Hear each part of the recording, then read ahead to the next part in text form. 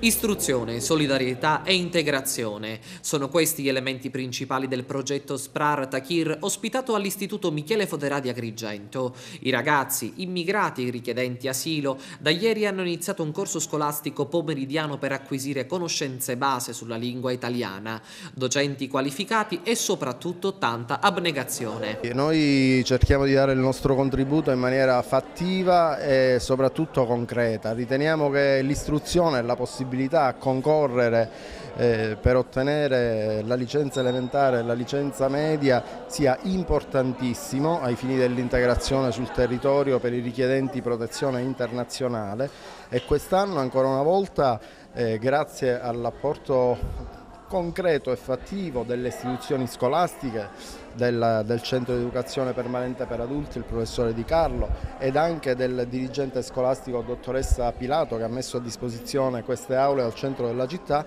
siamo riusciti ad iscrivere circa 60 utenti che avranno la possibilità di frequentare lungo tutto il corso dell'anno questo corso di formazione.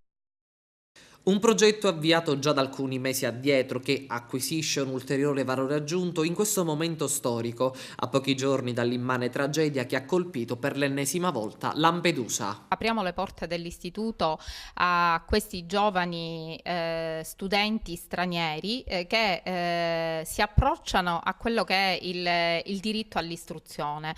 Credo che l'immigrazione oggi sia un problema che vada affrontato sicuramente attraverso la predisposizione di strumenti legislativi sia a carattere nazionale che regionale, ma che indubbiamente sia una tematica che riveste una certa interdisciplinarietà, perché quando un cittadino arriva presso uno Stato straniero, indubbiamente, primariamente diventa una persona che è portatore di bisogni, di aspettative, di diritti e di doveri.